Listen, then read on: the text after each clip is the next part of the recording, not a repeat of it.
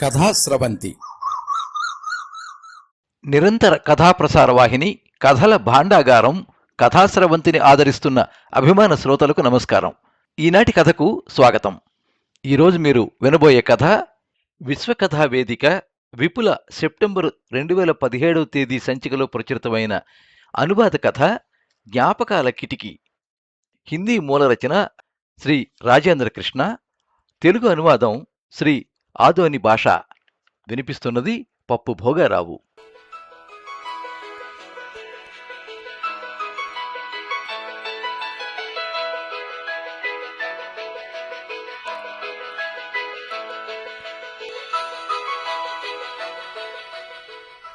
ఇన్నేళ్ల అవిశ్రాంత బతుకు పోరులో ఎప్పుడైనా మనసు పట్టుపట్టి కోరితేనే నా గతం తాలూకు జ్ఞాపకాల కిటికీని తెరుస్తాను. అందులో నా బాల్యం కనిపిస్తుంది. అమాయకంగా నిల్చుని ఉన్న చిన్నారి రఘు కనిపిస్తాడు.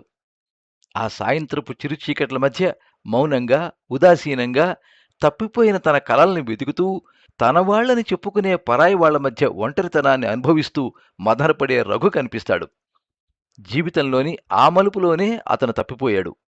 భౌతికంగా అతని స్థానంలో ఉన్న రాఘవని చెవి మెలేసి మరీ అక్కడి నుంచి లాక్కెళ్ళింది జీవితం. అడ్డదిడ్డమైన దారుల గుండా ఎన్నో ఏళ్లు అతన్ని లాక్కుంటూ తీసుకెళ్లి ఇప్పుడున్న చోటికి చేర్చింది. రఘు నా చిన్నప్పటి పేరు. అలా నా బాల్యంలోని రఘుని పోగొట్టుకున్న రాఘవని నేనే. ఆ రోజు నాకు బాగా గుర్తుంది. ఆ రోజు సాయంత్రం నేను బామ్మ మంచంపై కూర్చొని హోంవర్క్ చేసుకుంటున్నాను. నేలపై కూర్చున్న బామ్మ నా స్కూల్ యూనిఫామ్ మీదికి కొత్త స్వెటర్ని అల్లుతోంది. తనకు కంటిచూపు తగ్గినా, వేళ్లు నొప్పెడుతున్నా అలాగే పనిచేసుకుపోతోంది. చెల్లెలు అరుణ హోంవర్క్ మధ్యలో వదిలేసి ఇంటి ముందు తొక్కుడు బిళ్ళ ఆడుకుంటోంది. అంతలో బయట సైకిల్ ఆగిన చప్పుడైంది. నాన్నొచ్చాడు అంటూ అరుణ ఉత్సాహంగా అరిచింది. బామ్మా, ఈరోజెందుకు నాన్న త్వరగా ఇంటికొచ్చాడు? నేనడిగిన ప్రశ్నకు బామ్మ బదులివ్వలేదు. నాన్న, అరుణ లోపలికొచ్చారు. నాన్న నా పక్కన కూర్చొని నా తల నిమురుతూ, ఎరా ఇంకా హోంవర్క్ ముగించలేదా? ఈరోజు హోంవర్క్ ఎక్కువ ఇచ్చారు నాన్న. రఘు, నువ్వు క్లాసులో ఫస్ట్ వచ్చిన సంగతి మీ నాన్నకి చెప్పు అంది బామ్మ. ఆ సంగతి నాకు తెలుసమ్మా. ఈరోజు వీడి హెడ్ మాస్టర్ నా అంగడి పైనుంచి వెళుతూ ఆ విషయం చెప్పాడు. పెద్దయ్యాక రఘు నాకెంతో పేరు తెస్తాడన్నాడు. నాకు చాలా ఆనందం వేసింది. వచ్చే ఏడాది రఘుని ఆర్మీ స్కూల్లో చేర్పిస్తాను అన్నాడు నాన్న. అది సరే, నువ్వెందుకు అప్పుడే ఇంటికొచ్చావు? బామ్మ అడిగింది. శుభలేఖలు ప్రింట్ అయి వచ్చాయమ్మా. నాన్న కొంచెం స్వరం తగ్గించి అన్నాడు. బామ్మ మాట్లాడలేదు. రఘు, అరుణ, మీరిద్దరూ కాసేపు బయటికెళ్ళి ఆడుకోండి. చేతిలో ఉన్న సంచిని బామ్మకిస్తూ అన్నాడు నాన్న. నా హోంవర్క్ ఇంకా పూర్తి కాలేదు నాన్న. తర్వాత చేసుకో, నేను మీ నాన్నతో కొంచెం మాట్లాడాలి అంది బామ్మ. నేను పుస్తకాలు సర్దుకుంటూ ఆలోచనల్లో పడ్డాను. బామ్మ, నాన్న మాకు తెలియకుండా ఏం మాట్లాడుకుంటారు? ఇంతవరకు ఎప్పుడూ ఇలా మాట్లాడుకోలేదు. ఏం జరగబోతోంది? మాకు తెలియకుండా మా ఇంట్లో ఏదో గూడుపుఠాణి జరుగుతోందనిపించింది. కొద్ది రోజులుగా ఎవరెవరో కొత్త వ్యక్తులొచ్చి బామ్మతో మాట్లాడుతున్నారు. గత ఆదివారం అయితే ఆ వ్యక్తులు రాగానే బామ్మ నన్ను, అరుణను నాన్న అంగడికి పంపింది. మమ్మల్ని అంగట్లో కూర్చోబెట్టి నాన్న ఇంటికి వెళ్ళాడు. 2 గంటల తర్వాత తిరిగొచ్చాడు. తర్వాత మేము ఇంటికెళ్ళాక బామ్మ మాకు స్వీట్లు పెట్టింది. స్వీట్లు ఎవరు తెచ్చారో మాత్రం మాకు చెప్పలేదు. పుస్తకాల్ని అల్మారాలో పెట్టి నేను అరుణ్తో కలిసి బయటకొచ్చాను.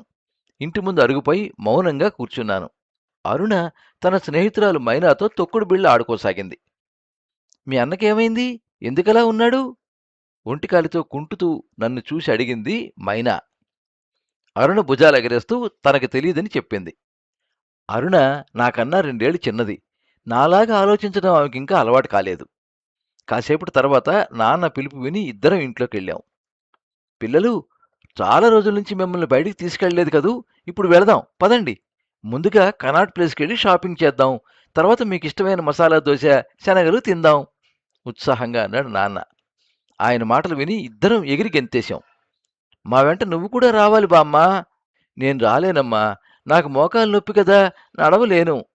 నువ్వెప్పుడు ఇదే సాకు చెబుతావు బామ్మ. మాకెలాగూ అమ్మలేదు, నువ్వు కూడా మా వెంట రాకపోతే ఎలా? అరుణ మారాన్ చేసింది. బామ్మ, నాన్న ఒకరి ముఖాలొకరు చూసుకున్నారు. బాధపడకమ్మా, అన్నీ అనుకున్నట్టు జరిగితే త్వరలో నీ కోరిక తీరుతుంది. అయినా అరుణ వినిపించుకోలేదు. నా సైకిల్పై నలుగురు వెళ్ళలేం తల్లి అంటూ నాన్న నచ్చ చెప్పాక అరుణ శాంతించింది. తర్వాత ముగ్గురం కన్నాట్ ప్లేస్కి వెళ్ళి షాపింగ్ చేశాం. నాకు, అరుణకు నాన్న కొత్త దుస్తులు, చెప్పులు, ఆట వస్తువులు కొనిపెట్టాడు. తన ఆర్థిక ఇబ్బందుల్ని పట్టించుకోకుండా ఆయన విచ్చలవిడిగా ఖర్చు పెట్టడం చూసి నాకు ఆశ్చర్యం కలిగింది. బాగా తిరగడం వల్ల అందరికీ ఆకలేసింది. ఓ మంచి రెస్టారెంట్లోకెళ్ళి కూర్చొని మసాలా దోశ, శనగల కోసం ఆర్డర్ ఇచ్చాం. నాన్న హఠాత్తుగా మౌనం దాల్చాడు. ఆయన ఏదో చెప్పడానికి తనను తాను సిద్ధం చేసుకుంటున్నాడనిపించింది. అమ్మ పోయాక నాన్నకి అందరికన్నా దగ్గరగా ఉన్న వ్యక్తిని నేనే. 3 ఏళ్ల క్రితం అమ్మ దహన సంస్కారాలు జరిగినప్పుడు శ్మశానంలో ఆయన వెంటే నీడలా ఉన్నాను.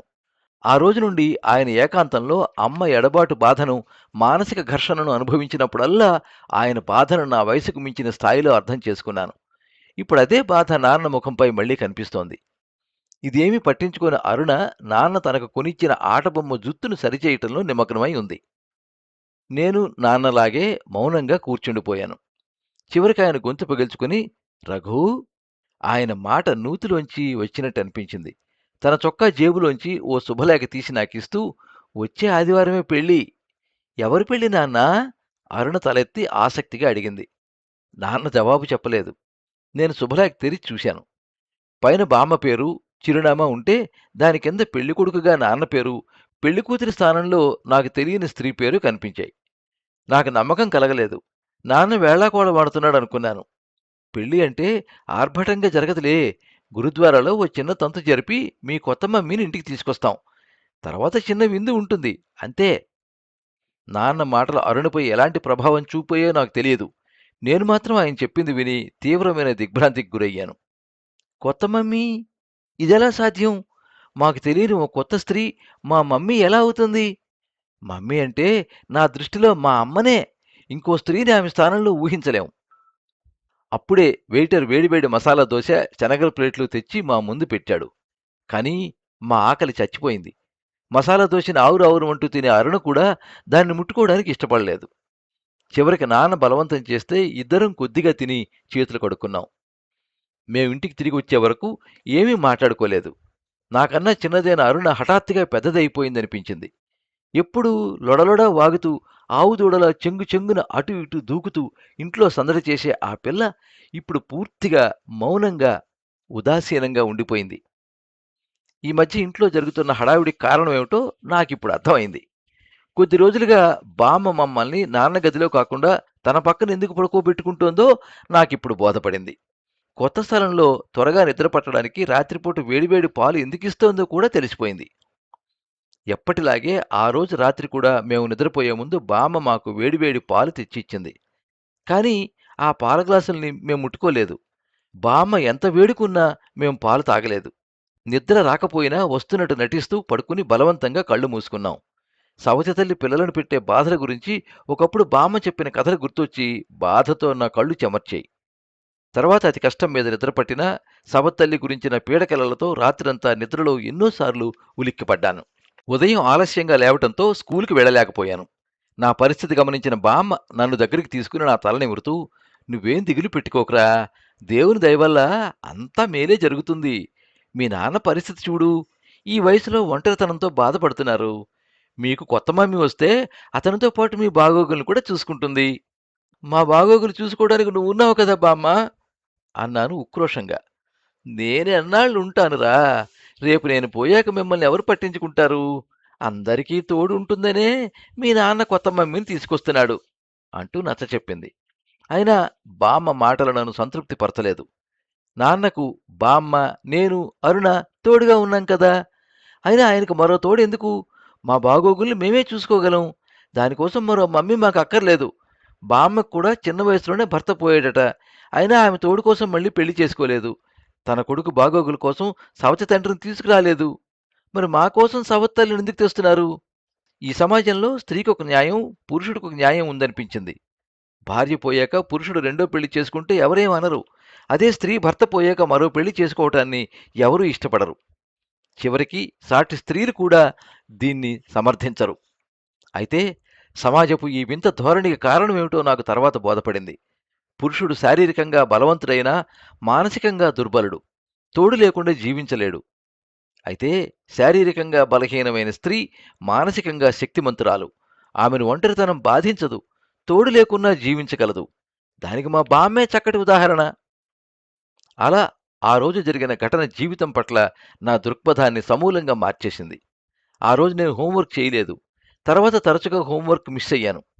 జీవితంలోనూ హోంవర్క్ చేయకుండానే కొత్త కొత్త పాఠాలు నేర్చుకోవడం అలవాటైంది. కొత్త మమ్మీ వచ్చింది. నాన్న నన్ను ఆర్మీ స్కూల్లో చేర్పించాడు. కానీ నేను చదువులో మునుపటి ప్రతిభను చూపలేకపోయాను. అమాయకత్వం, ప్రతిభ కలగలిసిన చిన్నారి రఘు ఆ రోజే తప్పిపోయాడు. బతక నేర్చిన మొండిజీవి రాఘవ ముందుకు సాగాడు. బతుకు నేర్పిన పాఠాలతోనే నేను జీవితాన్ని మచ్చిక చేసుకుని సమాజంలో సముచిత స్థానాన్ని పొందాను. అయితే మనసులోని నా గతం తాలూకు కిటికీలోంచి తొంగి చూసినప్పుడల్లా తప్పిపోయిన ఆ 10 ఏళ్ల చిన్నారి రఘు అదే మలుపు వద్ద నాకు కనిపిస్తాడు. అమాయకంగా నిల్చుని నన్ను ప్రశ్నిస్తూ ఉంటాడు. ఆ రోజు అలా జరిగి ఉండకపోతే నీ జీవితం ఎలా ఉండేది అని. నిజమే, నా బాల్యంలో ఆ మలుపు రాకుండా ఉంటే ఏమి జరిగుండేది? అది తలుచుకున్నప్పుడల్లా నా మనసులో ఘర్షణ మొదలవుతుంది. నాలోని నిజాయితీ, ప్రతిభ వల్ల అప్పుడు కూడా నేను జీవితంలో పైకి వచ్చేవాణ్ణి అనటంలో ఎటువంటి సందేహం లేదు. నాకు పుస్తకాలు నేర్పిన పాఠాల వల్ల సమాజంలో నేను గౌరవనీయ స్థానాన్ని పొంది ఉండేవాణ్ణి. కాకపోతే నాకు జీవితం నేర్పే పాఠాలకు దూరంగా ఉండిపోయేవాణ్ణి. దాని పర్యవసానంగా ఒడిదుడుకులకు తట్టుకునే శక్తి, అపజయాలకు వెరవని ఆత్మవిశ్వాసం నాలో కొరవడేవి. ఈ ప్రపంచంలో సురక్షితమైన, సంతోషకరమైన బాల్యం చాలామందికి లభిస్తుంది. కానీ సంక్లిష్టమైన జీవన పాఠాల్ని త్వరగా నేర్పే బాల్యం లభించడం కూడా అదృష్టమే కదా.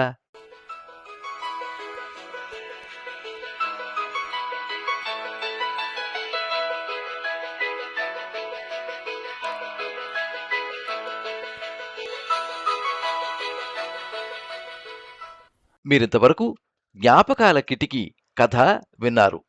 హిందీ మూల రచన శ్రీ రాజేంద్ర కృష్ణ, తెలుగు అనువాదం శ్రీ ఆదోని భాష. వినిపించినది పప్పు భోగారావు. ఈ కథనం మీకు నచ్చినట్లయితే ఈ వీడియోని లైక్ చేయండి, మీ మిత్రులకు షేర్ చేయండి, మీ అభిప్రాయాన్ని కామెంట్స్లో తెలియజేయండి. మీరు మొదటిసారి ఈ ఛానల్లో కథ వింటున్నట్టయితే ఈ ఛానల్ని సబ్స్క్రైబ్ చేసుకోండి. పక్కనుండే బెల్ ఐకాన్ని తప్పకుండా నొక్కండి. ఈ ఛానల్ ద్వారా వినిపించే కథలు, కబుర్లు, వ్యాసాలు అన్నీ ఎప్పటికప్పుడు మీకు అందజేయబడతాయి. సర్వే జనాః సుఖినో భవంతు. కథా స్రవంతి